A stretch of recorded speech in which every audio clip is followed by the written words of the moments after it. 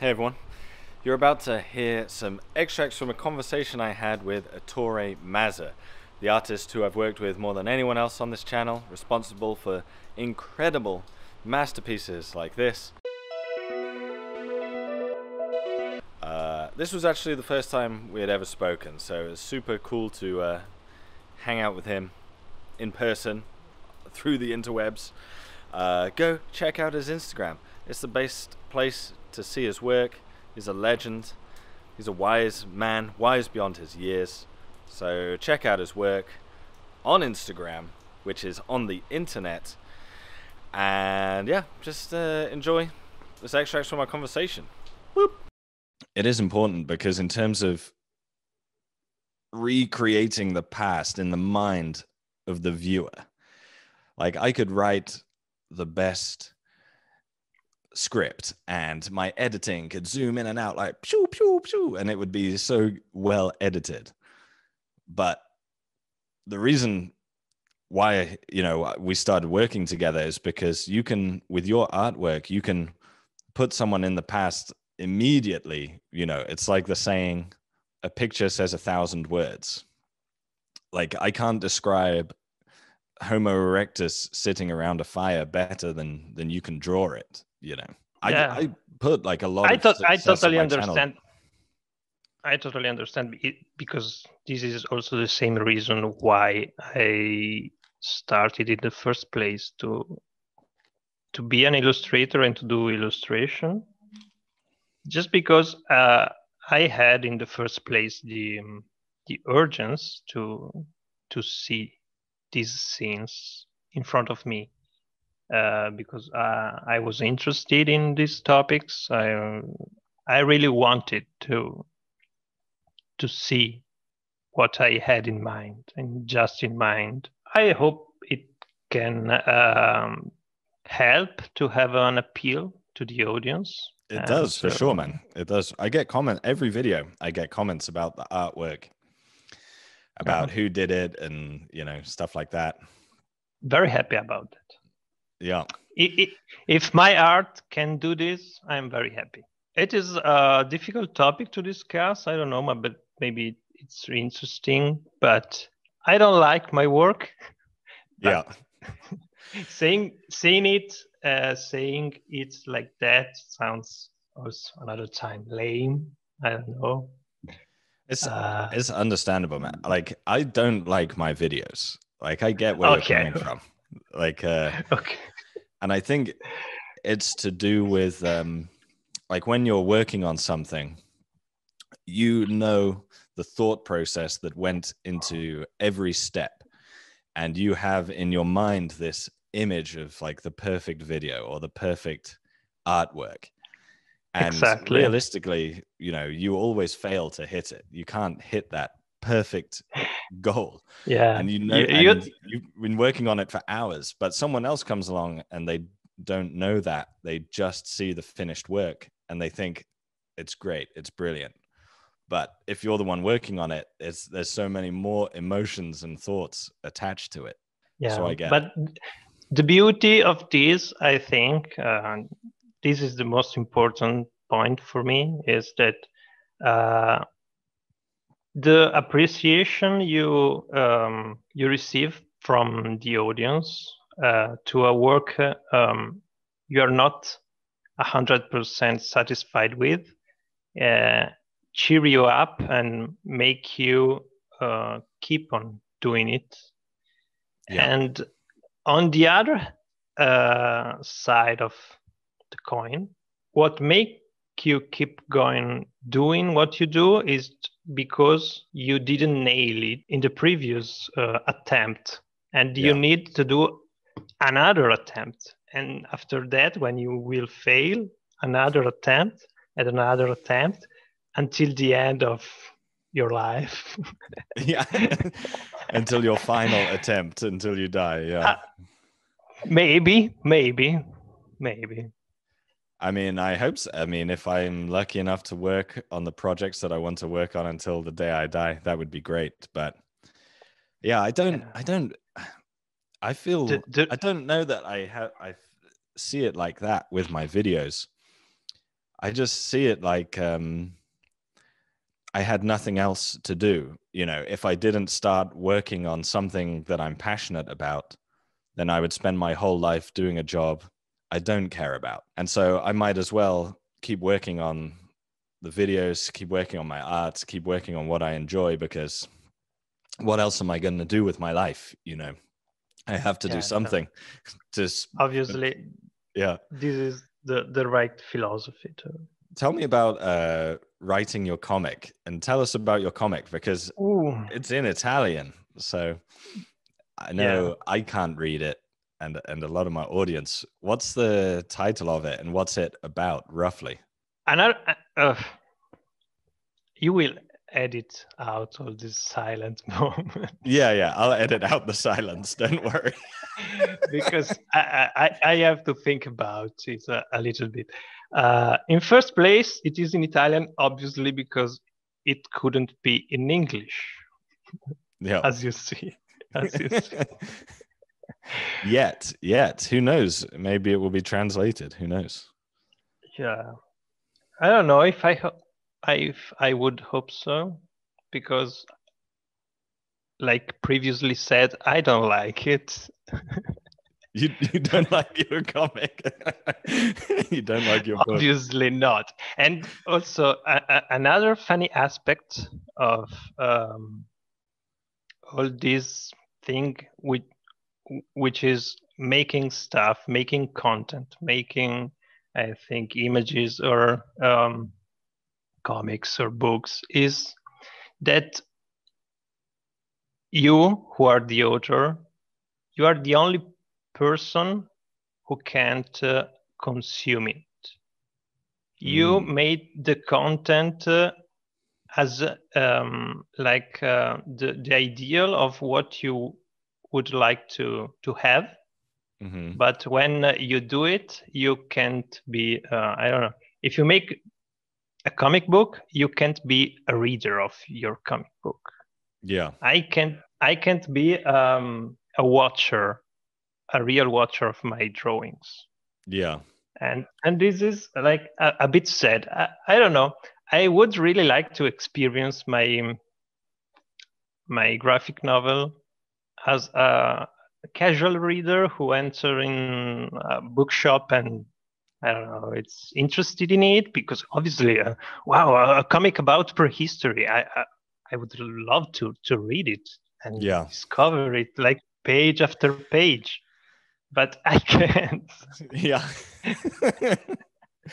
Yeah, you make the comic you desire, but you can't have it once you done it. Going on, what is it about?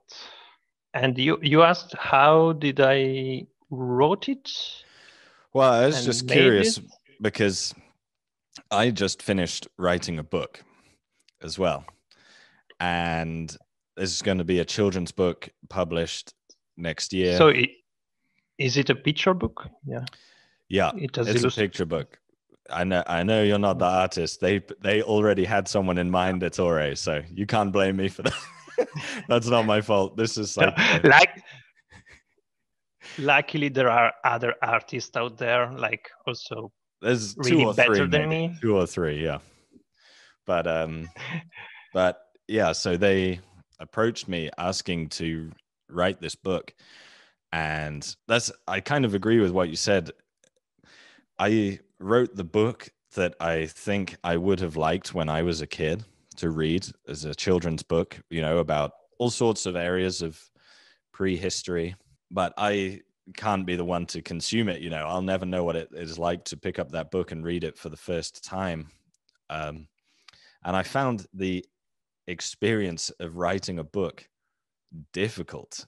Man, it's very difficult to, like, when I make a video, the topic is often very narrow, and when I'm done with it, I can just move on to a different topic. Like how I sort of got bored of talking about the Neolithic, I can just stop and pick an entirely new thing. And working on a book for a long time, you know, the same topic, the same narrative, the same story for a long period of time, I found it really hard. I did find it difficult. It made me realize how much of a different skill writing is compared to the other stuff that I do. You know, writing is its own separate skill. And I wondered, as you worked a lot, or at least more publicly, as an artist, as an illustrator, did you find it hard to write the book? Did you find it hard to do the story? Or maybe you write a lot in your private life. I don't know. But was it hard to write the book? Basically, is that's a long way of saying, was it hard to write the book?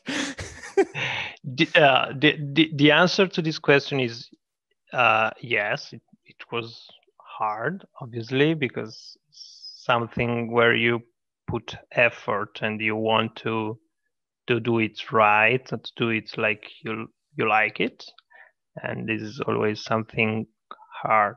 Writing is not like my top one skill, because also it is not so involved in making comics in the way I did it, because I was the only author. Sometimes comic have the author of the text and then the illustrator. You did both, yeah. Yeah, I did both, and also it depends on your method, because there are other authors I know that they write before everything in a text, and they write the script like with all the dialogues and all the scenes, and they write okay, now they are in the room and they say this, and they pre-visualize everything in their head, and then after that they make the storyboard and then the drawings. But my approach was to like drawing and writing was the same thing. The first phase was to draw. I said it like 4 seconds ago. The storyboard with the dialogues, with the text in it. So I wrote and drew it at the same time. Instead of writing, okay, now they are in a room, I was like drawing the room and with the balloons and make the characters saying what I wanted them to say. And it's set in the Mesolithic, right? Yeah. The topic is, I wanted at first to make an adventure story. I wanted to make an adventure story. Okay, let's do it in prehistory, because that's what I somehow know better than other things, and it is not so much well, used. I know you hate the Romans. Yeah, I also, I know, writing a story settled in Roman times, there are millions of them. Prehistory is not explored that much in fiction, and I wanted to make something with it. And I was at the time still studying at the university and the Fine Arts Academy in Bologna, and I was studying the last year comic and illustration, and that became my thesis, because at the end of this course you have to write and make a graphic novel. Oh, and really? I was, yeah, that's a hell of a thesis. Yeah, it is intense. Yeah. Is it an intense school? And I was lucky to receive a request from this publisher, who asked me if I had a story, if I ready to submit to them. They wanted to see if I had some material to show, and I proposed my thesis, and they liked it. And after I graduated, they have published it. It's cool, man. It's a cool thing to have done, to have published a graphic novel set in prehistory. Like you said, there isn't many. at all. Have you seen any like comments from people who've read it or anything like that? Oh, yeah, not so many. The more interesting ones were like my book was listed in for a project with schools and primary schools and middle schools, and on this site I could read some comments written by children, and that was the most interesting thing. Some of them were enthusiastic, some of them not so much, like boring or what the hell is this? Yeah. I didn't understand anything. But That's funny, man. That's funny. surely it was something different than what maybe they are used to. Yeah, not everyone loves archaeology, sadly. You know, some people out there, some weirdos don't love archaeology, don't love prehistory. Well, let's say, let's use the last video as an example with the Homo erectus. You know, share with you my ideas, like, oh, it'd be good to have a family sitting around a fire, you know, playing, making tools, stuff like that. So like when I say my idea, what's your process from that? How does it get from my idea to this completed image? First step is documenting myself, Keep going. and okay, and read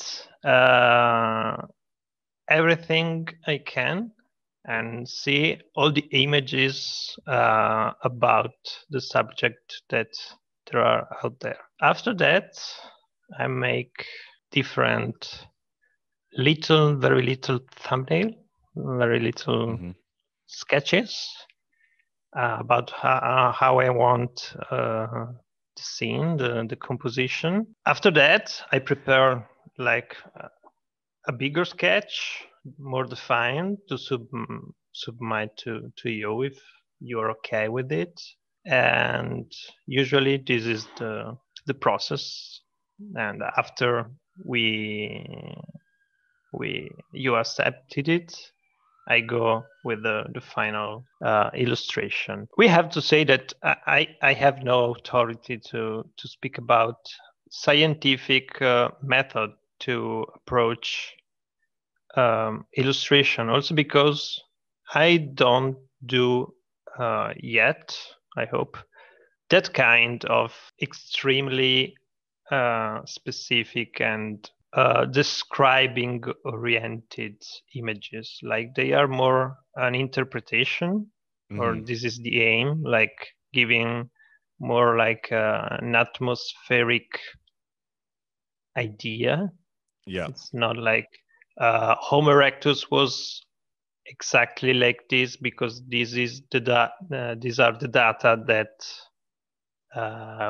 we have about how Homo erectus looked like. reconstructing the muscles perfectly in Yes, their face and stuff like that. Also because there is big and interesting debate about this, and about how we represent our ancestors, because there are a lot of depiction of our ancestors. I don't know, many people do them. Yeah, there are a lot, and some of them are extremely beautiful and extremely interesting, and is probably the most the most important aspect that brought me to have an interest in archaeology and prehistory, because they have this great emotional impact.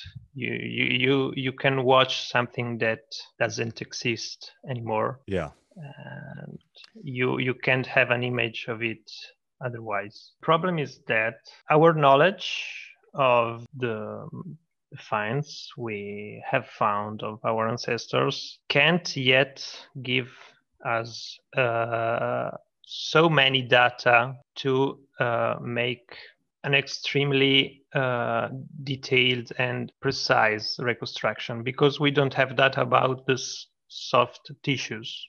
Yeah. Like we have only the skulls, we have the bones. We can make in guesses somehow more right, so sometimes less correct, like more speculative. Yeah, and not only like our skin and all of that, but the hair too. I mean, we have no idea.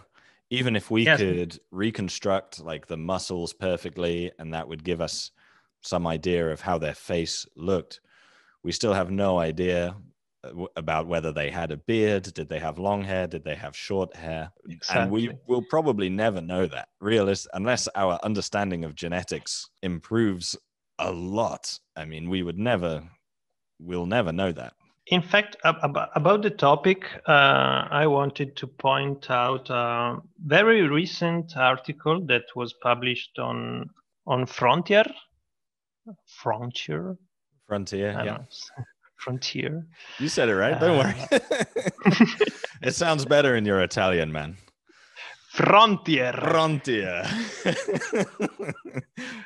At that article, also collaborated one of my favorite artists, and he's a sculptor, and is Gabriel Vinas. They make very valid points about how we don't reconstruct and depict our ancestors in a right way most of the times, because the claim was you can go on like in a lot of museums, very different museums, valid museums, but I don't know, you can see the reconstruction of Lucy everywhere, let's say. Yeah. But they are not consistent. They are like so different from each other. And you should say if it is scientific and based on scientific data, they should be similar. They should be similar, yeah. Yeah, but they have very different approach. I think I read the article, and was this talking about how some depict them more like apes, more like chimpanzees, but really they are our ancestors. Maybe we should make them look a little bit more human. Was that the one that they were saying? Or yes, it is probably, but I don't know. Maybe it was also different like that. It's just our bias sometimes, and we can say this is also what make it very interesting, like to make attempts and to go deeper in the subjects. Yeah, I don't know. I'm looking forward for new discoveries, and I hope they can somehow like improve our understanding, make it more accurate. Yeah, exactly. Yeah, of course. That would be great. I mean, I had people in the last video, Homo erectus, saying that I like anthropomorphized Homo erectus too much. Like I made them seem too human. And I always find that a difficult question when we're talking about our ancestors, because like I could anthropomorphize a dog. I could say like, oh, my dog loves me. My dog is my best friend. My dog is this, my dog is that. But I don't know that dog might not give a shit about me, or I can't understand a dog's mind. But it's sometimes hard to say we anthropomorphize something like Homo erectus, because like they were in a way human. Like the way we feel has not appeared from nowhere. We evolved from them. And if we have some of these traits, then they might have had similar traits, at least early ones. I mean, like you said, it could be totally different. Maybe it was totally different when you go back and as far as Lucy, 3 million years, almost 4 million years. That's such a long time. It's hard to comprehend. But yes, but I meant that it is obviously right what you say, and I agree with it. But the real doubts is obviously when I have to draw them. For example, obviously I think okay, they have to look somehow a little human Yeah. and a little more human than if I draw an Australopithecus. But what of his face has to look more human, like more Mm. like us, not more human. The nose, the eyes, the mouth. I don't know. I don't know where to put the human traits and where to put the monkey, the ape. And it gets more complicated by the fact that like our modern politics interferes with that, because I know A we had lot, spoken a about, lot. Homo erectus. I said before we started the project, don't make them look like Australian Aboriginal people, indigenous people, because there are racists out there who think that Australian Aboriginal people are really Homo erectus and they are not Homo sapiens. And just to be clear, there's no evidence for that in science. Like, you can test all their DNA. They're Homo sapiens like you or me. Knowing that racists are going to come into the video and talk about this stuff, I naturally want to avoid that comparison, because I don't want to reinforce these incorrect beliefs, these incorrect ideas. And as well, to use again the example of Homo erectus, they lived for a very long time in many different countries, and a Homo erectus in Indonesia Would have looked a lot different, in my opinion, than an African one. But in exactly, yeah, what? exactly. But what is Look different? Yeah. different. How do you draw that? Yeah, exactly. Yeah. It's difficult, man. Well, I'm glad you think about it so much, because it makes my videos so successful. Uh, And I mean, I, especially in the thumbnail, like that is where your artwork really helps with the thumbnail, because if not for you, then the thumbnail has to just be me being like, look at this.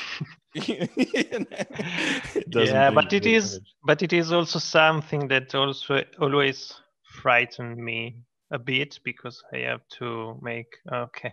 Oh no, I have to do the thumbnail, and the thumbnail is so important to the video, because if the thumbnail is not good, no one is going to click on it, and oh no, it's on my shoulders. No, the success of Stefan's channel is on my shoulders That's now. it. And I have a child, if my child Oh ends up no. living in poverty, really it's Ettore's fault. No, Oh, I'm joking. I'm joking. But, oh yeah, I'm and as too. well, find now that what was your hobby and your passion has become your job, that you've sort of lost a little bit of enthusiasm? No, no. Fortunately, luckily, I don't know which one is better. Either is okay. Okay. Fortunately, no, I have the same enthusiasm, or even more, I think, because I don't know why. I wake up in the morning like, okay, this is good. Yeah, That is good. I don't that's know. as good. You wake It up in sounded Berlin and yeah. it sounded German. Yeah, no, that's good. Okay, so let me ask you this: you still have the passion? Have your ambitions increased? Because when I started my videos, I would be happy. I remember thinking, oh, wow, 100 people have seen my video today. That's incredible. And now, if I released a video and 100 people saw it on that first day, I would think it was a disaster.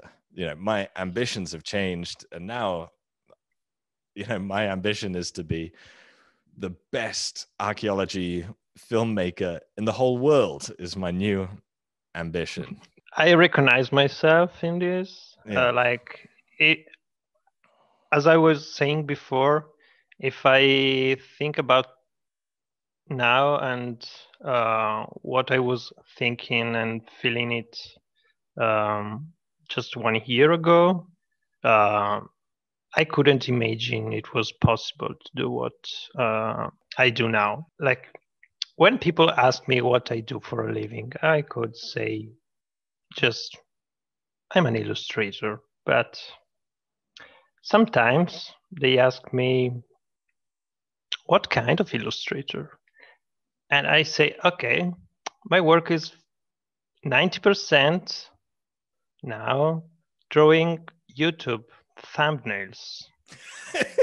Yeah, which sounds I funny. It sounds funny. I draw YouTube thumbnails for educational channels for a living. This is strange. And It is. how could I imagine this last year, just 12 months ago? Yeah. I couldn't. And so now I don't know. I was published on Nature and New York Times. I don't know where I can aim now. That was it. The New York Times. Yeah, that was where I saw your work. I was so excited to see that. Because I recognize, obviously, working with you I for so, I couldn't. recognize your style. I'm like, oh shit, that's Ettore in the New York Times.